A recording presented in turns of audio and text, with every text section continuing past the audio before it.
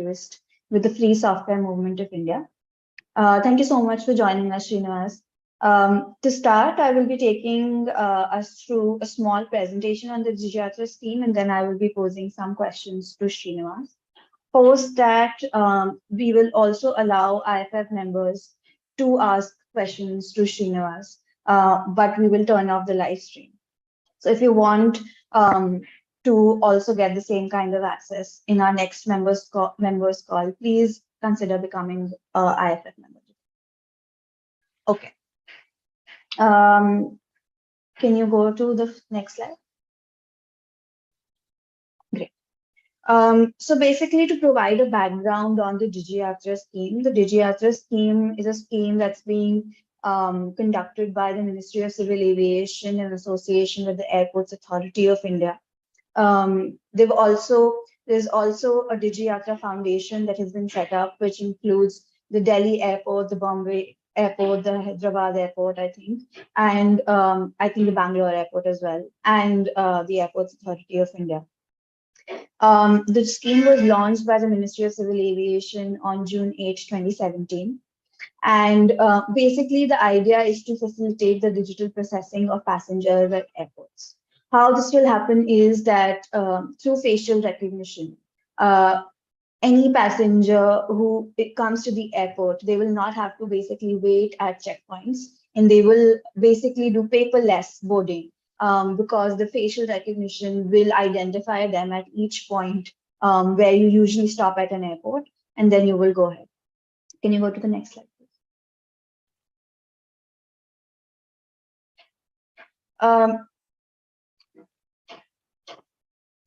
According to a press release by the Press Information Bureau today, more than 1.6 lakh air travelers have already taken the benefit of DigiYatra.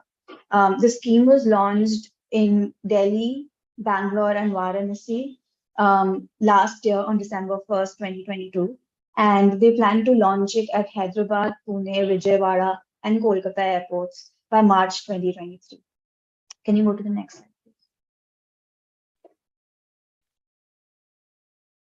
So how is this scheme governed? There are two policies in place to govern how the DigiYatra scheme will be carried out. One is the DigiYatra policy itself, which contains certain standards for the processing of passengers at airports to ensure that implementation is uniform and all across Indian airports, they are going through the same experience.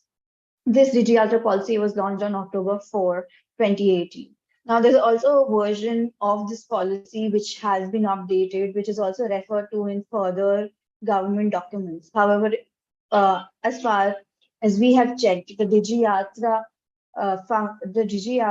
website still has a copy of the 2018 policy, which is why we're going to be talking about the 2018 policy. The second policy which governs the scheme is the privacy policy of the DigiYatra Foundation, which can be found on the DigiYatra Foundation's website. Can you go to the next slide, please?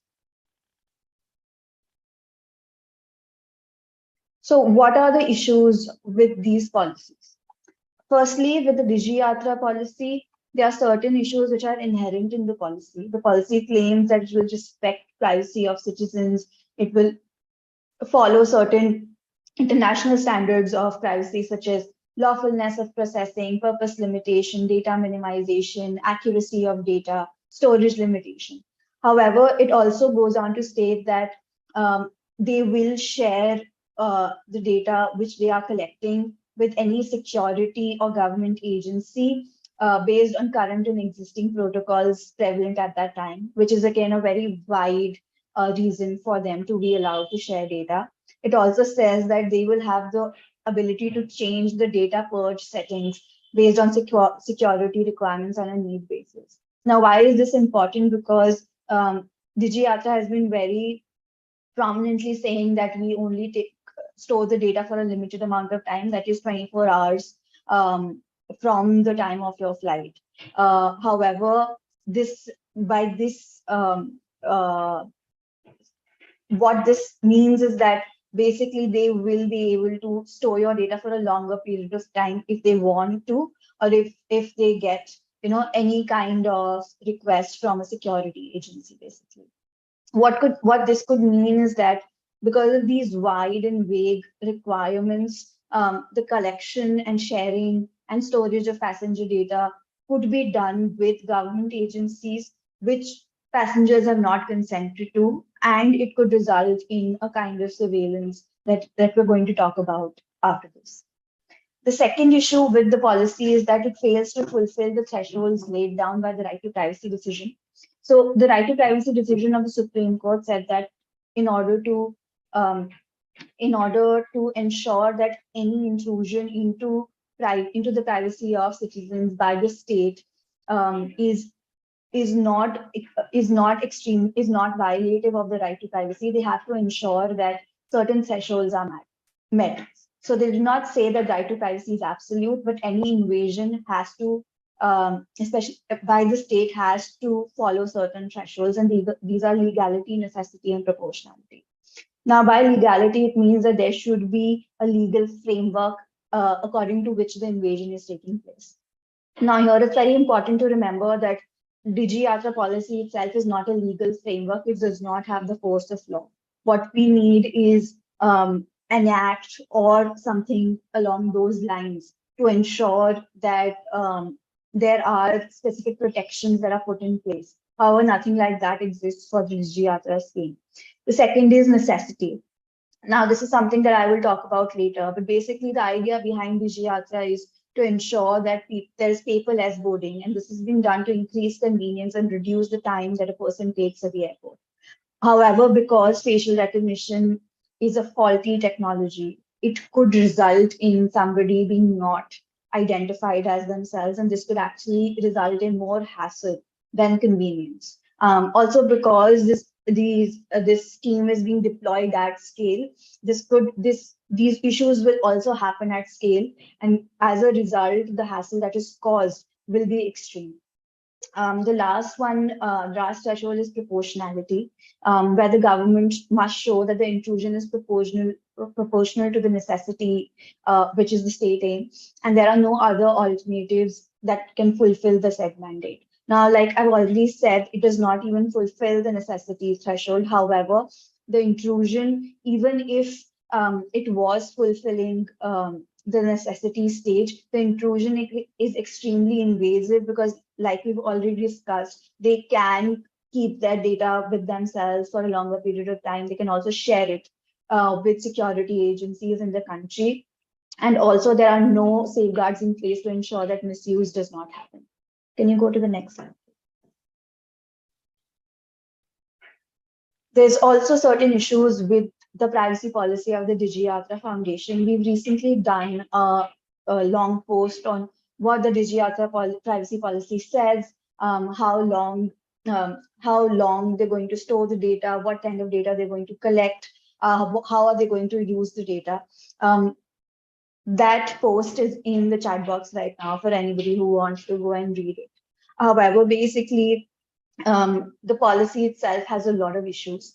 First of all, there is excessive data collection that can happen because the categories of data that are listed are extreme. The policy fails to mention any specific purposes for which they may need to collect that those excessive categories of data, which is why we're worried that excessive data collection could happen. We're also worried that function creep could happen. What I mean by function creep is that the policy states that the purpose for which the collected data will be used is to establish the identity of the individual. However, it goes on to say that the collected data may also be used for purposes other than such as improvement of products, contacting for surveys, and to process user or customer requests, among others. Such use clearly shows that there can be a function creep. Basically, the function for which passengers have consented to sharing their data for is not the only function for which their data may be processed. The third issue is that the data may be shared further without consent, which is something that we've already talked about, because the DigiYatra policy itself says that they will share it with security agencies if they get requests. Can you go to the next?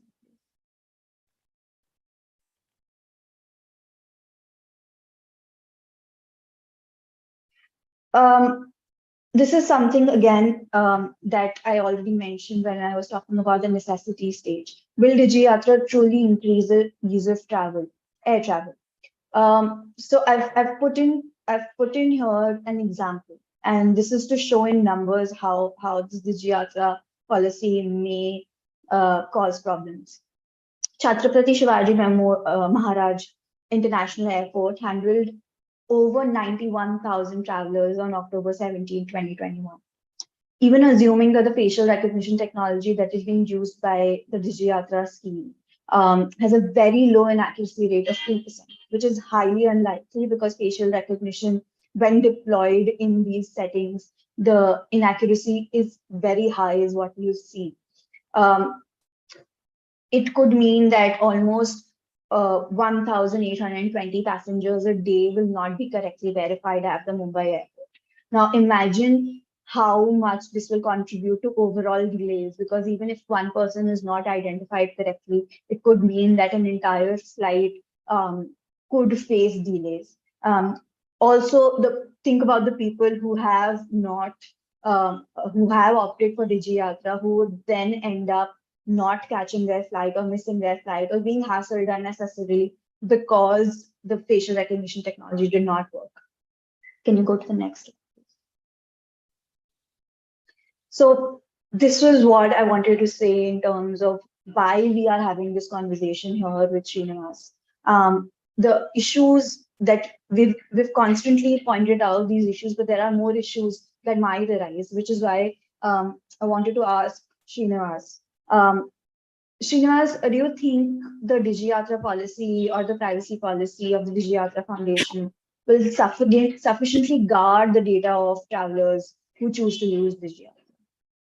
See, the issue with facial recognition, I'm sorry, the issue with facial recognition or any form of facial recognition based identification and authentication or recognition, right? Whatever form that you want to use it, is that you're creating multiple databases, large-scale databases. Now, while they claim they're deleting these databases within 24 hours, if you look at the larger set of schemes where this is being used, there is a proliferation of facial recognition in India. It doesn't matter if DigiYatra keeps its data secure. If one of the other facial recognition databases, say it could be a database, a motor vehicles registration database with your transport department, or say it could be a policing department who's been collecting all photos, or it could be other photos, or it could be even school children's photos, right? Like from your educational institute. There is no guarantee that keeping one database safe ensures privacy for us. And that's the problem with this network society. Like, you are pushing facial recognition everywhere, and in one scenario, you are saying we're deleting the data. So it doesn't really matter if DigiYatra is secure when the entire ecosystem is not. So definitely. So that's the challenge with this, right? Like, you can say this is we are doing it so securely, we're doing it in a so safe manner, we're deleting data, it's compliant with GDPR, it's compliant for international travelers, it's compliant with a host of other existing laws, and maybe eventually it will be in compliance with data protection laws too, because government gets exemptions. So it doesn't really matter what their claims are. And this is what we've seen with Aadhaar and a host of other digital identity-based systems, right? Where there is a proliferation of biometrics. It doesn't matter if the CID or your central database is secure, while other databases are leaking. That's where it starts. Also, the fact that this scheme has already been rolled out, like they said, there's 1.6 lakh travelers who've already used it, and we don't have a data protection law that would, even provide us with like a basic level of protection against any such scheme. So right now, like, one of the initial claims they also made was that your facial biometrics will not leave your mobile. Like, you are only going to do the authentication of your mobile.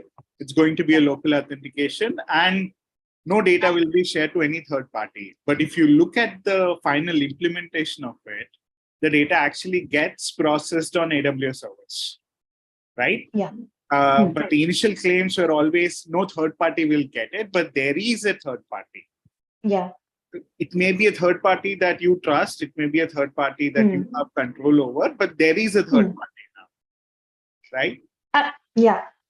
And this is why it's very scary for every individual who's using it. But there's also like a higher level of harm that could be faced by certain specific communities. So do you think that DigiYatra could be misused to target specific communities or professions such as political activists, journalists, dissenters, and hamper their fundamental right to freedom of movement, basically? See, okay, so DigiYatra is not an isolated scheme, right? Like if you look at the push for use of digital identities like Aadhaar in travel, it starts with trains. As back as 2012, the UIDI was experimenting how to use Aadhaar inside train travel to find out if someone who's booked a reservation, who's made a reservation for a berth, is not the actual guy who's traveling, right? Like because there are all sorts of fraudsters who book train tickets, but because you don't get it at last moment, they sell you the ticket with a different name and you do it. And identification documents are hard to check. So they said, you know what, using Aadhaar, like where you have verifiable identification, is going to actually solve this fraud.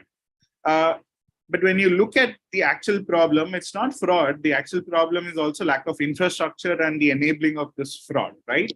And here too, if you look at DigiYatra and FASTag, these are controlled environments, toll gates and access to airports or seaports.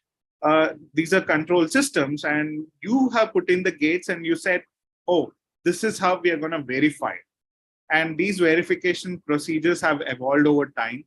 9/11 actually forced international travel to have biometrics, which we have accepted, right? But within a very domestic content, domestic situation, the Bombay attacks forced the security establishment to look at the role of usage of biometrics for travel. Now, DigiYatra gives you that convenience to pass through these security checks within few minutes, probably 10, 15, compared to a half an hour, depending upon what time of day you're going through these ports. But the risk of this is that now the state has suddenly convinced you to share your Aadhaar details, link your Aadhaar to your travel, right? A decade ago, the state suggesting that you have to give your Aadhaar to travel would have been frowned upon. With social changes, and suddenly society thinks this is actually good for them because it's faster. But as you see, as more and more people join DigiYatra, you will see that it won't be faster. Your actual infrastructure is not changing. If it actually does become faster, the role of digitization in it could only bring in efficiency at max, but you are still constrained by the infrastructure delays. Now, I don't know if you've seen these airports these days, but when I was in Bangalore recently, half of the entry points are reserved for DigiYatra now. So the state is actively forcing you to say, oh, submit your biometrics, then I'm going to recognize you and let you go faster. But as everyone gets into this, there will be only 1 or 2 lanes for people without DigiYatra, large lanes. And the idea of trust on people who are not using DigiYatra will be low. So if you're on DigiYatra, the assumption is you're trustworthy. If you're not, then you could go through a secondary check. Now, within the DigiYatra documents, I don't know how many of you here looked into their policy documents. Their early policy documents as back as 2018, talk of scenarios of alerting security officials in a host of scenarios, right? So now, what are the scenarios? As I said, airports are controlled environments. If you are shouting any sort of slogans or doing anything mischievous, being loud in an airport could lead you to that, right? Like there is a basic etiquette that you are required to follow, and not everybody is familiar with this. And we see this happening inside planes too, right? The reason no-fly lists came is also not just to control how people are moving, but also because there are unruly passengers.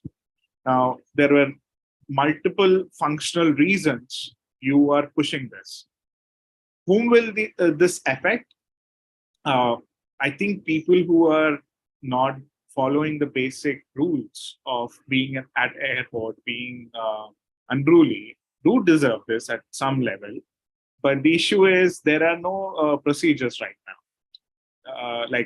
Like one guy gets put onto the no-fly list for 6 months, the other guy gets put out for a week or not at all, right? Like the lack of due process makes all of this idea of restricting air travel on restricting it temporarily, if not on a permanent basis, a kind of a privilege that some people get and others don't.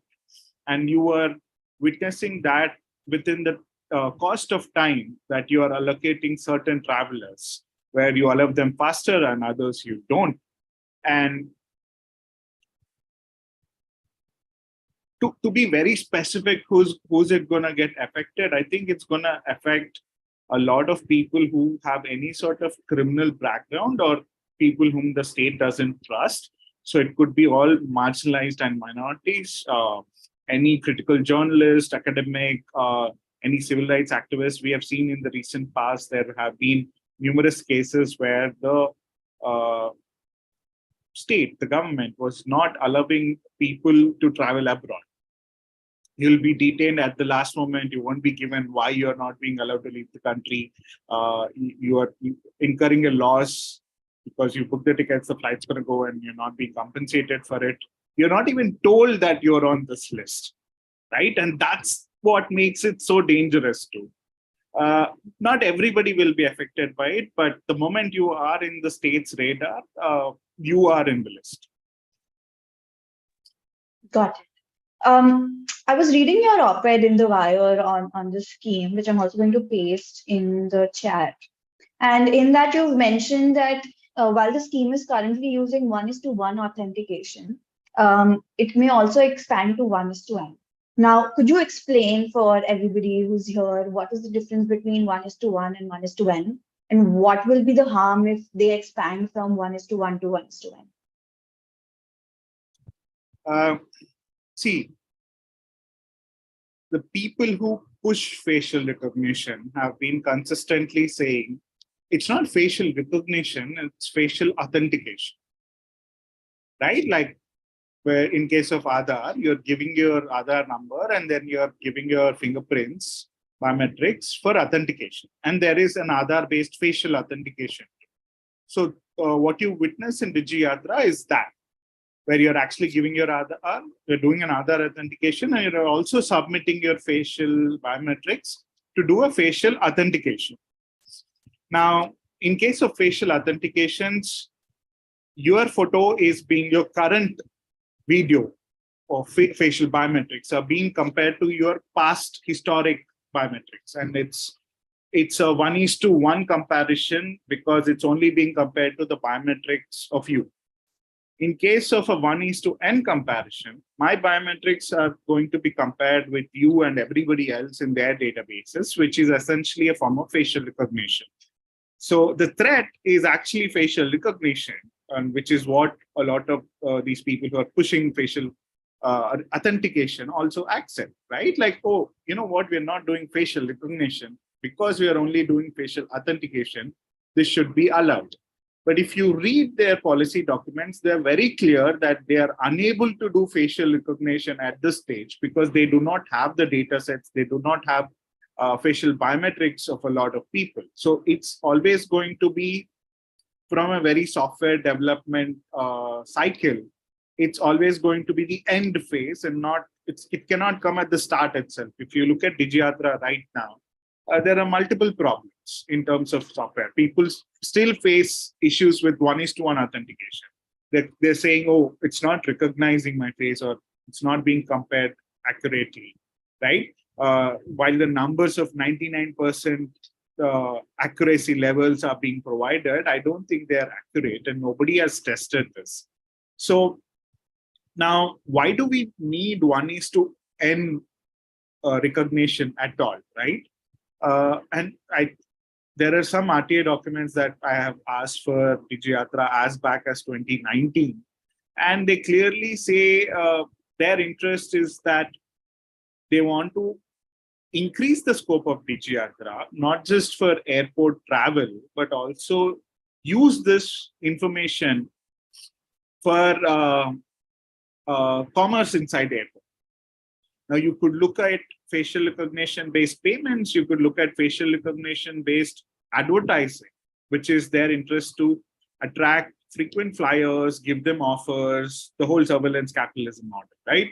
So, and as this data, this entire system is owned by the airports, their interest is to increase revenue. Their interest is to make airports accessible to as many people as possible, increase revenues, use those revenues to build more terminals, maintain the airports. So they're really interested in the entire economy of within those ports.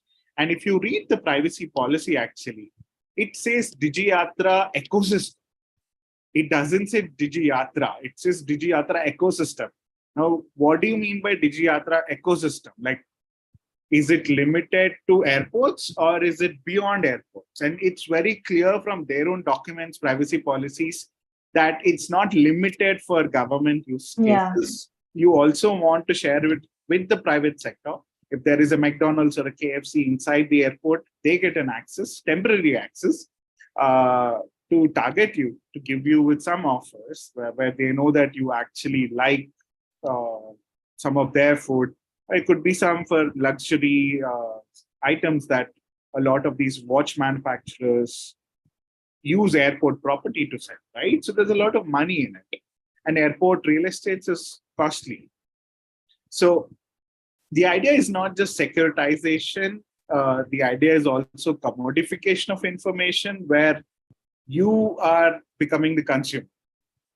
So there are both sorts of threats. And here, if you don't want to be either, right? Where you could be someone, you know what, I'm happy to go into the airport, give my biometrics to move past the security, but I don't want to be targeted by these ads. They said this was going to be an opt-in where you get the option to whether you want to share this with others or not. But I believe as it proliferates, that option will disappear. No, I think their privacy policy right now also states that this is the kind of information that we're going to collect, which is extremely excessive. It says that we will use it for these purposes, which are other than, identification. And there is a clear function creep, which is already existing in their privacy policy. So this is something that we've already pointed out. However, there's a lot of conversation around this scheme, and a lot of the narrative is that this will not be used further, and this will only be used for this. However, if you actually go and look at the privacy policy of the DigiYatra Foundation, which again, it's the DigiYatra Foundation, it's not just this one scheme which is just doing this one thing. It's an entire foundation which has been built with all these airports. So it clearly shows that their only purpose is not to do this paperless boarding, but definitely to make this ecosystem, which will definitely be built upon the data that passengers are going to share, thinking that this will increase convenience for me, basically. However, I wanted to ask you another thing. That do you think that there is any hypothetical scenario where this technology will not be harmful? That okay, if for example the data protection law comes and it does not have exceptions, and they fix the DigiYatra policy or whatever it is, do you think that there is an hypothetical scenario in which this technology will not be harmful?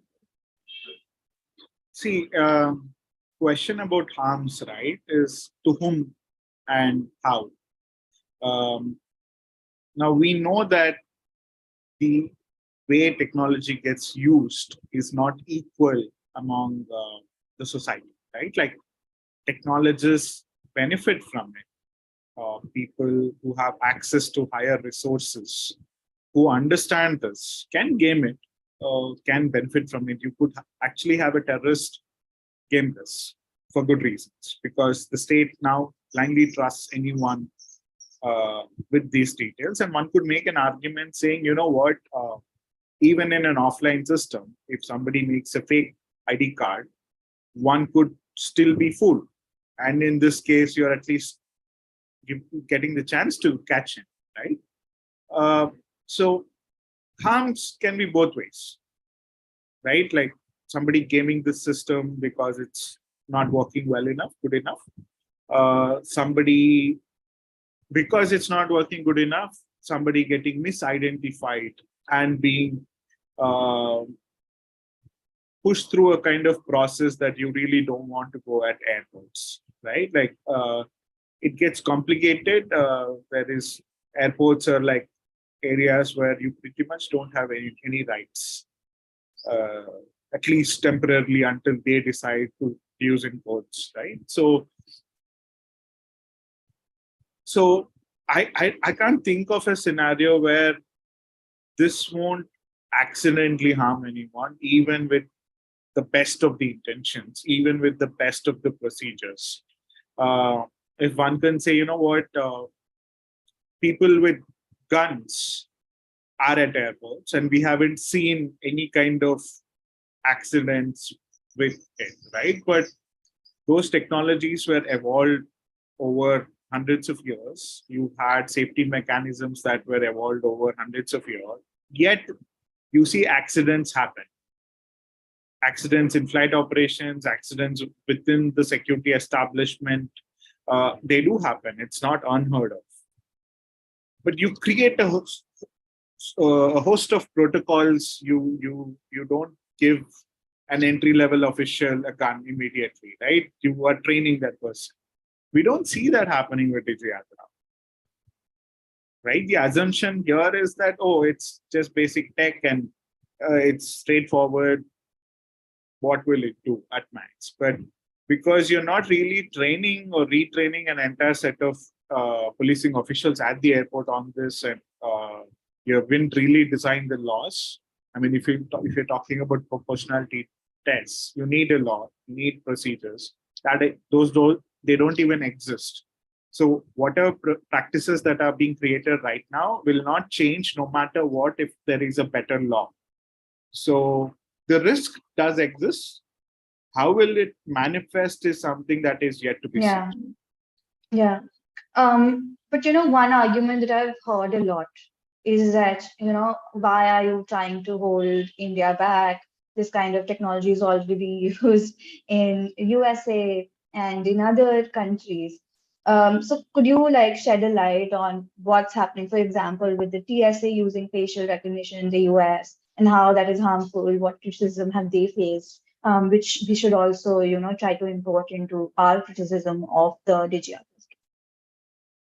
See, I think the argument when you compare two different countries, right? Like comparing, say, India and China and India and US.